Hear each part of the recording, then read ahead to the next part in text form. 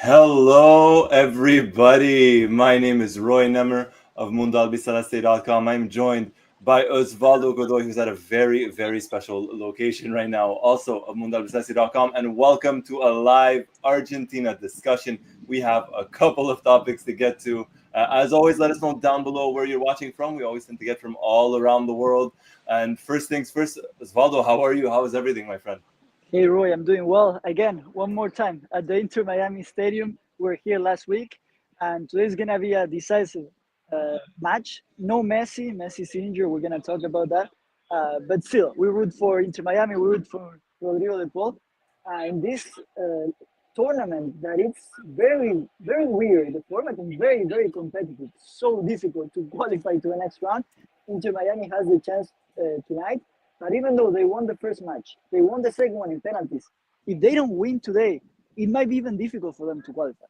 They could get, yeah, I'm not going to say eliminated, but it could be very, very difficult for them. Inter Miami facing Pumas, the Mexican club Pumas, of course, later tonight in just about an hour or so. And Osvaldo, you're going to be there tonight. And no Lionel Messi, of course. That's going to be the big topic. Let's get to the chat, see how everyone's doing. Keanu Ruiz, Buenas Roy, Osvaldo, big match today. Yes, a very, very big match for Inter Miami, which we're going to get to in just a second. Pablo Miguel, hello. Thank you for joining. And we have Corsiniats as well from Akron, Ohio. Excuse me. Pablo Miguel, Enzo Barrenechea, what a baller. He played with Benfica today. I saw the highlights. A very, very good game from him. And we'll get to all of that. By the way, guys, everybody, if you're new to the channel, hit the like button, hit the subscribe button, hit the notifications button to be the first person notified as soon as a new video drops or as soon as we go live. And for Pablo Miguel, it's 11:21 p.m. in Nigeria. So thank you for spending your Wednesday night with us, Pablo Miguel. Sean Cherry, hey guys, stay blessed. Vamos FC Inter Miami. Stay blessed, Sean, as well. Thank you for joining. Thank you for dropping a comment. Big news, of course. Lionel Messi injured. He got substituted out for Inter Miami in their last match. A match that they ended up winning barely. Went to penalty kicks. Rodrigo De Paul, 2 assists. A lot of controversy in that game. Red card for Inter Miami, which was later rescinded. No longer a red card. But Messi out for potentially 3 weeks, Osvaldo. That's a big blow. Yes. Talking about the last match, you had the Messi injury as soon as it started. Also, that red card that it was unbelievable. It was hard to believe when you saw it, and also take into consideration VAR. But yeah, and that's also another question, Roy, for us Argentina fans. Do you think Messi is gonna be able to make it for the next double match day in September? I think he will be. I think he will be. We're still at the very, very start of August. Argentina's playing in about a month from now. It's 3 weeks. I think if he's back in 3 weeks, right, most a month, he gets rhythm, he gets playing time. I think he'll be back. It's the last two sets of last two matches of World Cup qualifiers, and if not for anything, maybe just for one reason, in that I think it's very, very fair to say the World Cup qualifying match in September, specifically the one in Buenos Aires in Argentina, will be Lionel Messi's last World Cup qualifying match in Argentina. I don't see him there That's true. in another 4 or 5 years from now, in 2030. So if not for anything, I would think he might want to make that match, but. Uh, it's a number of matches, it's the season, then the Club World Cup, then back to the Leagues Cup. He was playing a lot of matches. He was essentially playing every 2 to 3 games, every 2 to 3 days. Yes. And you said that about the last Argentina match for Messi potentially at home. I was in my head. I was like, I don't think if he's not 100%, I don't think he will be in the double match day. But when you reminded me that, I think there's no way he's gonna miss that double match day. And yes, you were saying he has been playing a lot of matches. He hasn't been resting much. The only time he rested was in that MLS against Liga MX match, and he got criticized a little bit, even suspended. But he even says it for him. I think he said it right after that match that he got suspended. He needs playing time, and in that way, even though he might be near to his 40 and he won everything with Argentina and at the club level, we always talk about this. He always has that desire just to play. It doesn't matter if it's in Inter Miami. Sometimes we see it in the league how he gets peace with rivals, referees, and I don't know. I just think he won everything. Why is he still living the game the way he does? And it's because he loves playing, you know? Yeah, no, 100%. He loves to play. He still shows the passion, the dedication. He shows everything, and like you said, he's won everything there is to win with Argentina, with Barcelona, PSG, whoever it might be, Inter Miami. Even he made history with Inter Miami. But it's the love of the game, it's the passion, and again, I think he will be there in September for the World Cup qualifiers. I truly think so. But we'll see. There's still about a month from now, but I think he'll be there. I think he'll be there. Yeah. I imagine maybe him playing just the match in Argentina. We'll see again. I don't think there's any need to risk him if he's not 100%, especially in that away game, you know. But for Inter Miami, it's tough because they lose him for the rest of the competition for sure. Essentially, yeah, it's the rest of the tournament, unless maybe they make the final and he pushes himself to come back. But for Argentina, September 9, the first match versus Venezuela, that's the one in Argentina. And then the last one on September 14 versus Ecuador. So those are the two games for Argentina, the last set of World Cup qualifiers. But yeah, you mentioned Messi, the Leagues Cup. We're going to get to the comments, to the chat just now because I see an interesting question here. And we'll get to that. So Padre Miguel saying, just heard that Eki's move to Sociedad has collapsed. It does look like it. No Eki Fernandez to Real Sociedad, unfortunately for him and potentially for Argentina as well. I mean, he could have been used for the World Cup. Maybe. Then Ismael, hello, my friend. Keanu Ruiz is an interesting question. What did you guys make of Mascherano's comments on the officiating? I don't know if you saw this one, Osvaldo, or if you heard of Mascherano, what he said, but essentially, the last Leagues Cup match, there was a Mexican referee, and Mascherano was not happy about it, which I completely agree with. I think they should have gotten a referee from another federation, another continent. Same thing they do in the Champions League or Europa League or Libertadores or Sudamericana, whatever it might be. You cannot have a referee from the same country as one of the teams. it doesn't True. make any sense. It's true. No, it makes sense. It's also true that this competition it's international, but it's not as it has too many countries. I mean, it's just U.S., Mexico, and Canada too. But it's true. It makes sense that if an American team plays against a Mexican team, at least put a referee from Canada. And if a Canadian team plays against a Mexican, then you can put an American.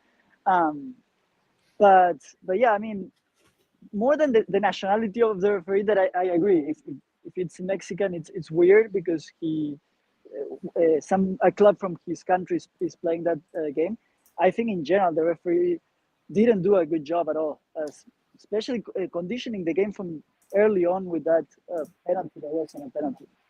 No. The red card Falcon, that was never a red card. Never, ever a red card at all. I think he lost control of the match. As you said, from the very start, I don't think he controlled the match very well. But, I do agree with Mascherano, and I'm not saying this, Mascherano, Argentina fan, whatnot. I've always been of that belief. You cannot have a Mexican or same thing. If it was an American referee, it would not have been fair. At most, maybe Canadian, but even at that, get someone from a different federation. Yes, I would say that even Messi, I don't think in his stay here in the MLS so far has been very happy with refereeing in general. He's been complaining a little bit about that on the field, but yeah, I think that's a problem almost everywhere. I think that everywhere they criticize referees, sometimes they do a bad job, and when they do a good job, they don't even mention it. Of course. No, of course. Look, I'll say this. I like the referee on December 18, 2022. I thought that was a great referee. And all kidding aside, I think he did very, very well with all the calls in that match in the World Cup final. But yeah, that's someone that Messi Messi has criticized in the past. And as you mentioned, I think whether it's players or fans or coaches, managers, everybody complains about the referees, as you said, and they could never do well, right? You'll never hear anyone say that referee had a good game, never at all. But no, we'll continue on here. We have Mamadi. Welcome, Mamadi. Hello, following you from Lofa County, Liberia, all the way from Liberia. Wow. Thank you so much, Mamadi, for joining us. Marhaba bikum. Hello, hola. Hello to you as well. Marhaba bikum. That's a play on words in Arabic that would mean like welcome, hello, as well, the name. So there you are. Rian and Rihanna, hello to you as well. Rian saying, thanks Osvaldo for recovering the Mundo subscription password. And we'll talk about the Mundo subscription password and how you guys could win a jersey, a 1978 classic retro Argentina jersey later on in the video. It's getting a little windy for you, Osvaldo. Hopefully, it's a nice It's better. breeze. I'll take it. Hopefully, It's it's a been nice so breeze. hot here. It's been this last couple of weeks. It's been very hot. I think the players also suffered in the last game of Inter Miami here last week. But I'll tell you this: with this breeze and today especially, it hasn't been as hot as the last couple of days. So I think the players are gonna be able to enjoy a little bit more the game. Nice. Hopefully, and hopefully it's not too hot as well for everybody in the stands. Hopefully not.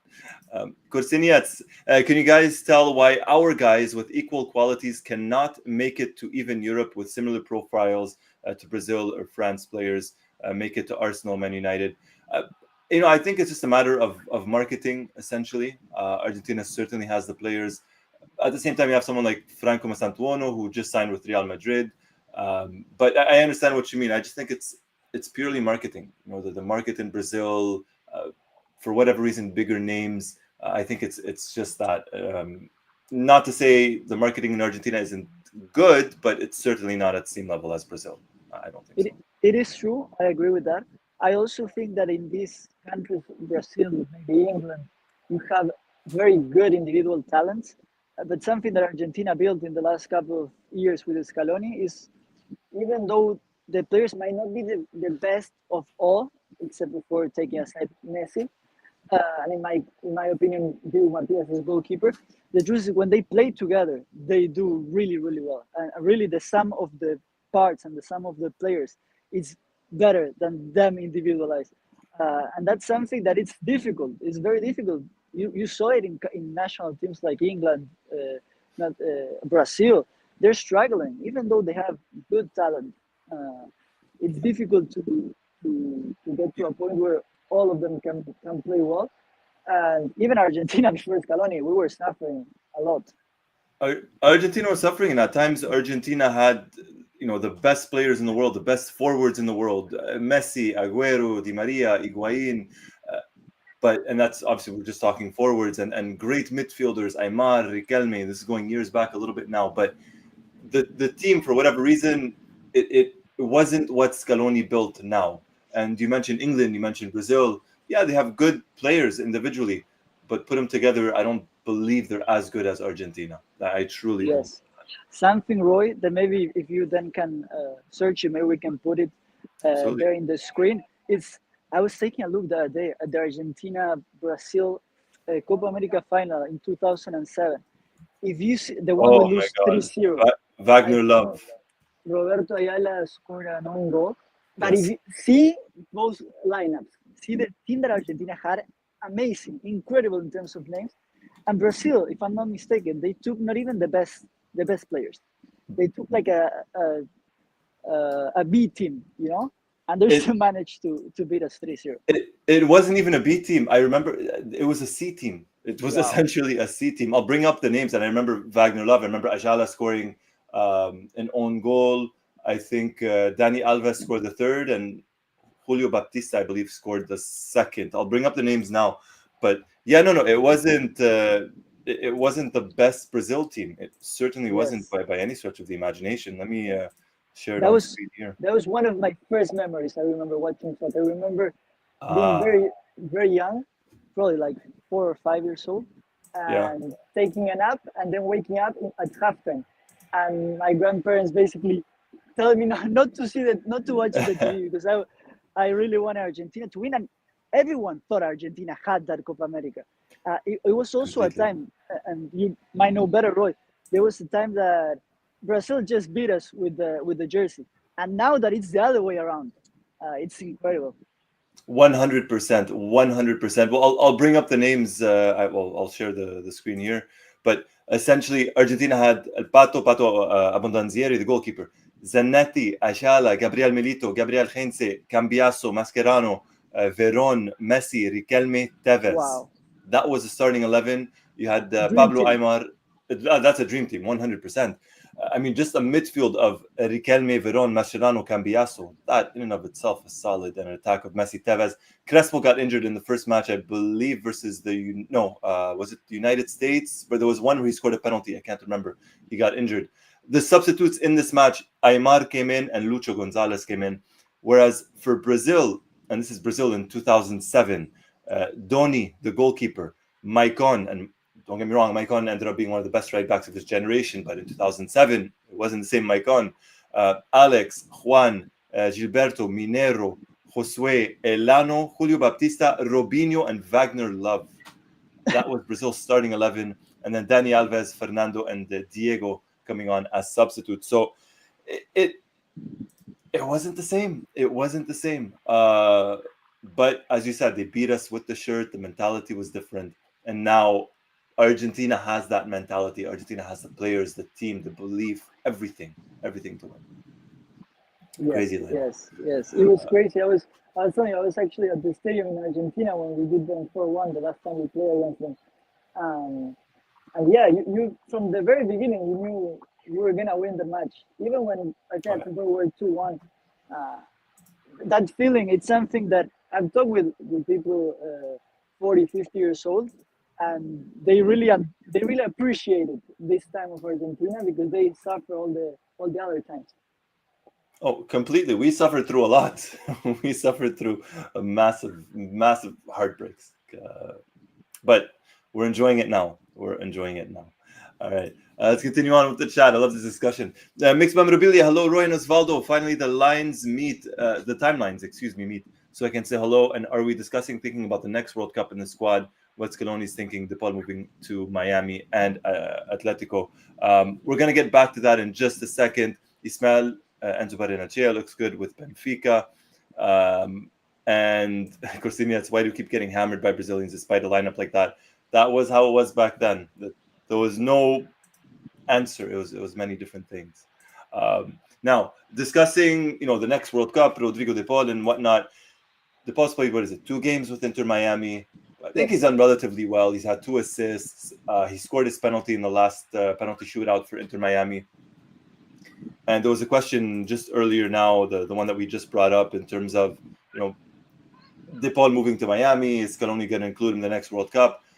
I think he will. And especially if his performances continue like this, in the heat as well, it has to be said, in the heat, it's difficult. And I think he will bring that experience. I think he will be there next year, Osvaldo. I think so too. There had to be a talk between Scaloni and De Paul before De Paul taking this decision. I'm sure there was. And I'm sure it helps that De Paul is not coming only to MLS. I mean, he's coming to the same team as Lionel Messi. So I agree with you. We'll see how his level continues. If he can maintain a good level, I think his second match was better than his first one. Yes. And it's also going to be interesting to see him in the Finalissima, in the next double match, in some friendly matches before the World Cup, to see if he's at that intensity that he always had at the national team, that he always had at the club level, but now playing in a league that is way less intense. We'll see if he can maintain that. And we talk about this. I think a pro, there's a lot of cons of De Paul for me moving here into Miami, but a pro would be probably him having more resting time, probably as he's in a less intense league. We know how with all this, the Club World Cup and with all these tournaments that are being played by players, we know all those injuries that have been happening. We know how players have been complaining. So if you want to see the positive side, I think that De Paul will have more resting time, less intense play, and hopefully he gets to the World Cup next year in the best shape, and not injured at all. No, and to add more to that, something that I think a lot of players, teams, and fans liked. If you go back to 2022, the European club season started in August, essentially, and the World Cup was in November. So about 3 months in, August, September, October, November. So 3-4 months in, you had the World Cup. So the players were still in very good form, right? They were not tired. The MLS season starts in February. The World Cup's in June. So for Messi, for Rodrigo De Paul, you have February, March, April, May, June. So you have about 4 to 5 months there where they're going to be playing, they're going to be used to the heat, they're going to be used to the stadiums, and it's not the end of the season where they're completely tired. So that's another positive thing, I think, because I think the players were fresh in 2022 as opposed to maybe previous tournaments. And that could be an advantage for Argentina or for Messi and De Paul in terms of it's not towards the end of the season. It's pretty much towards the middle or the start of the season. Yeah, no, yeah, I agree. And well, the Paul that who's gonna start tonight with Inter Miami, they play against Pumas, who also Pumas. if they win, they have a big chance of qualifying to the next round. So it's definitely not gonna be easy for him or for the Paul for Inter Miami. But I agree with what you were saying, Ron. I think there's two ways of seeing it. At first, we all were surprised. At first, we were all like, okay, this is a horrible decision. But who knows? Maybe he knows better than us. Hopefully he does. It's possible. It's possible. You mentioned De Paul starting. De Paul is starting. The starting 11 is out for Inter Miami. Rios Novo, Weigand, Lujan, Falcon, who was initially red carded and suspended. He's not. That got transferred over. Not transferred, cancelled. Excuse me. So he's back in the starting 11. Alba, Bright, Busquets captains Inter Miami. Allende, De Paul, Segovia, and Suarez. So Suarez starts, Segovia starts, De Paul starts, Allende starts. So not a bad starting 11 for Inter Miami. Of course, no Lionel Messi due to the injury. Let's get to the chat. Rian and Rihanna, do we have any upcoming strikers? The World Cup is running towards below strikers for crazy money. I think we got some strikers. We got some strikers coming up. Mixed memorabilia, but this could be a master plan where he plays with Messi, less intense league, like Osvaldo mentioned, and arrives fresh for the World Cup. Yes, absolutely. Ismail, any areas to improve on right back and left back? We have to wait. We know Tagliafico renewed with Lyon or re-signed with Lyon, so he's going to be there. We got to see what happens with Valentin Barco, Agustin Gay of Palmeiras, Alex Bernabei also playing in Brazil. So I don't know what's going to happen there, but we need some players. What I know in the right back position, the truth is that Nahuel Molina has been starting for Argentina in the last years, and he's receiving so much criticism in Atletico Madrid.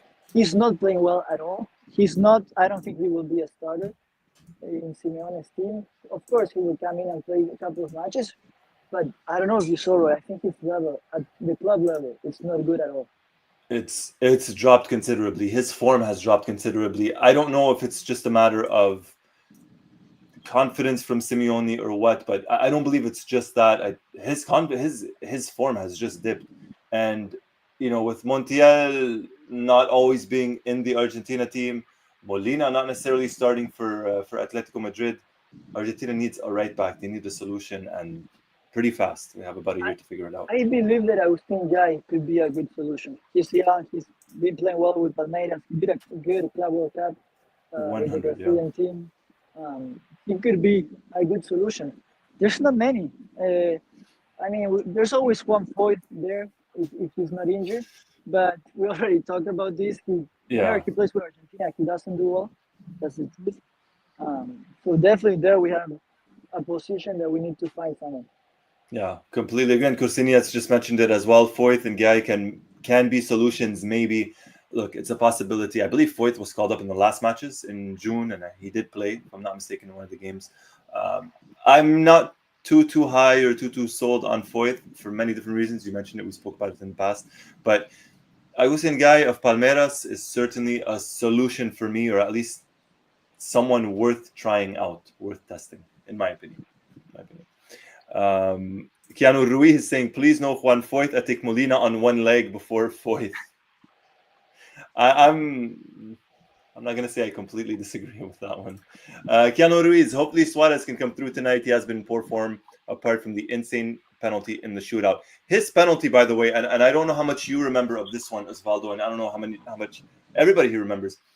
I believe it was Suarez's penalty, the one that struck the crossbar and went in. Yes. That reminded me of Gonzalo Higuain's penalty in 2011 against Uruguay in the Copa America. Unless my memory is completely failing me right now, Higuain had a very, very similar penalty where it hit the crossbar and went in.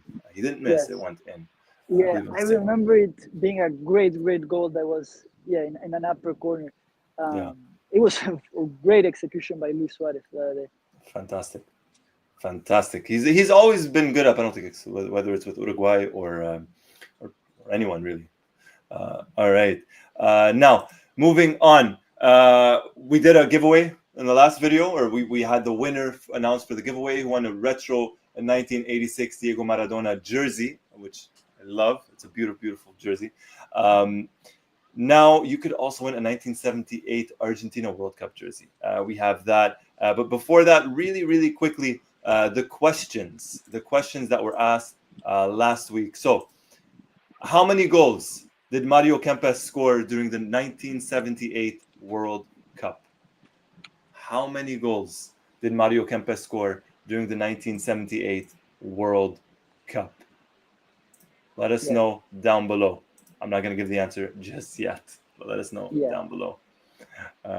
As we do that, because I made them, so you cannot answer, Osvaldo. And in the meantime, as everyone's thinking about that, I'll bring up Corsinias' question or comment. Excuse me. I'm a big fan of Molina. Scored that goal against the Dutch and looks humble too. Too bad he's seeing bad times, and I agree with that. I love Molina. Big fan.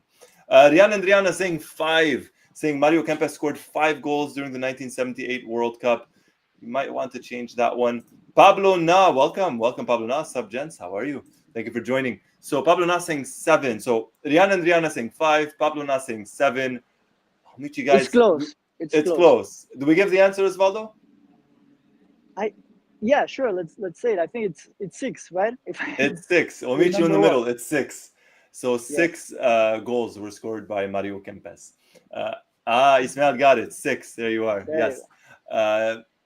We got 2 more questions. Another one. Who replaced Diego Maradona as Argentina's head coach after the 2010 World Cup? I can think of options if you want. If it's easier for the people. Go for it. If you have some options, go for it. So it could be either Peckerman, Nestor Peckerman. It could be either I blank on the name of the actual. Okay, how about this? You call me. All right. We got Peckerman. We got Alejandro Sabella. Okay. We got Batista. And we got Sampaoli. Okay. All right, let's go with those 4. And let's get to the chat. The Thrill, welcome the Thrill. Long time, my friend. Hope you're doing well, and thank you for joining. The Thrill was going to say 7 goals scored by Mario Kempes, so the Thrill would have been wrong on that one. The Thrill saying Bautista, Rihanna and Rihanna saying Sabella, Ismail saying Batista, Keanu Ruiz saying, was it Alejandro Sabella? So someone got it right. At least one person got it right.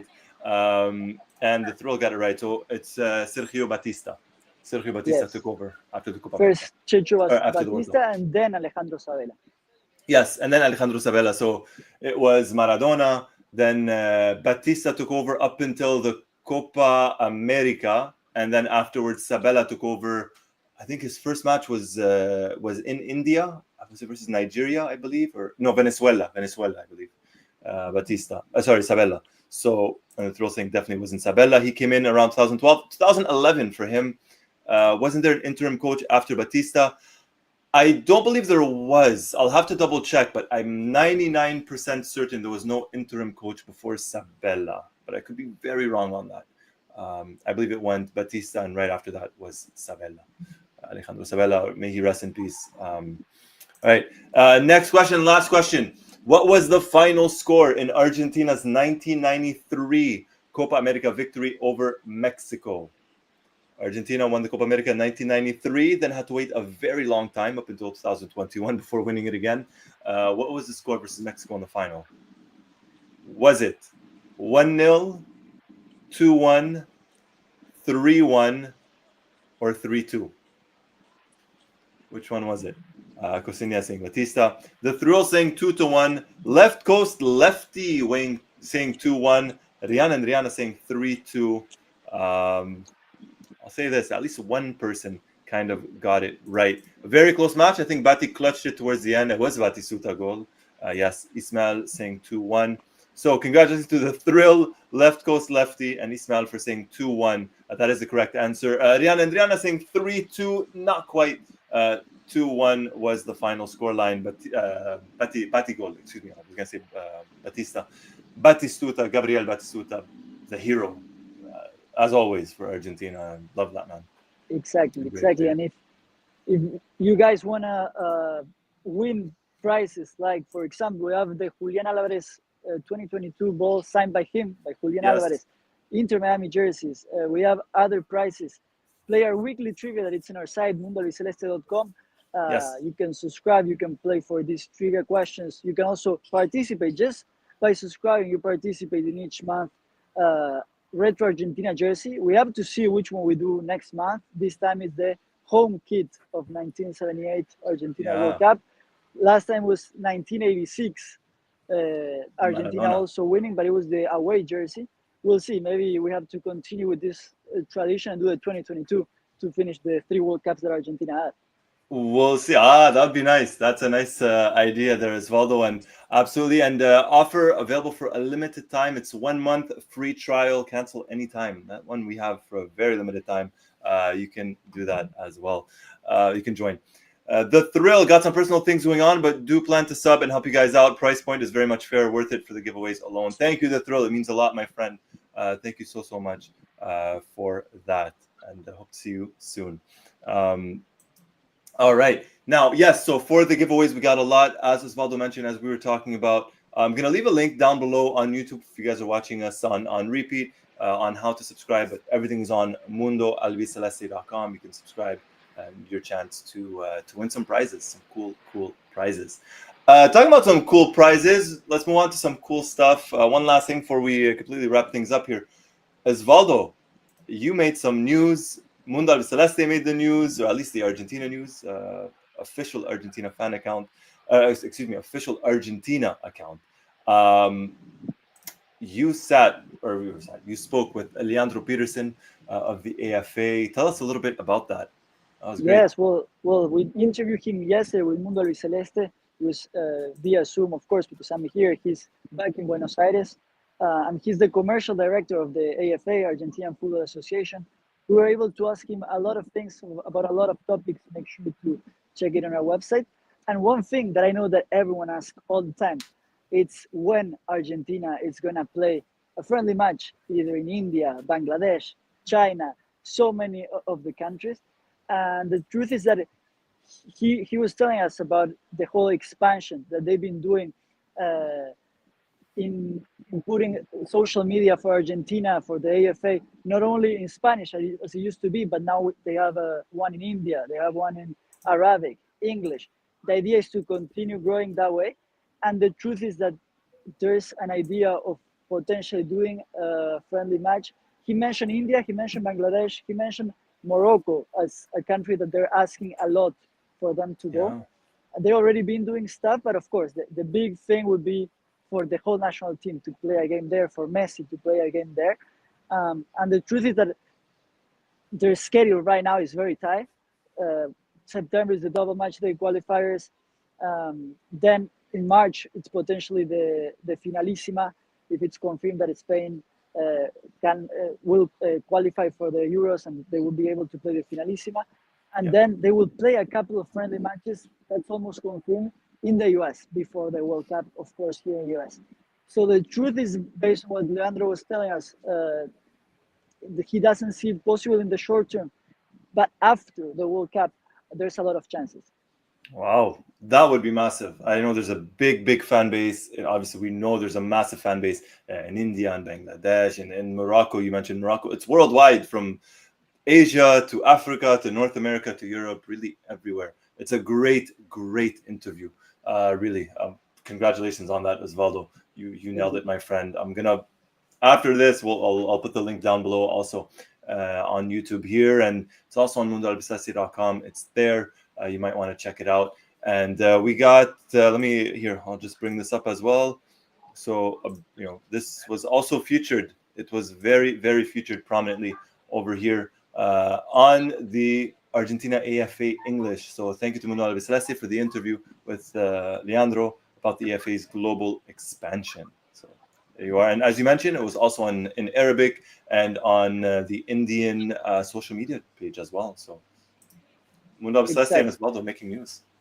Exactly. Yeah, we like to be, and you started this very like a lot of years ago before I even joined about giving a voice to the Argentina fans that are not in Argentina. I'll be honest, Roy, before I joined Mundo Albiceleste, I didn't even know there were a lot of Argentina fans outside of Argentina. Many people really don't know about it in Argentina. And the good thing is that the AFA, based on my talk with Leandro Peterson, is starting to notice it a couple of years ago, and they're trying to grow it and make it a big brand internationally, not only locally. Yeah. So it's an interesting interview.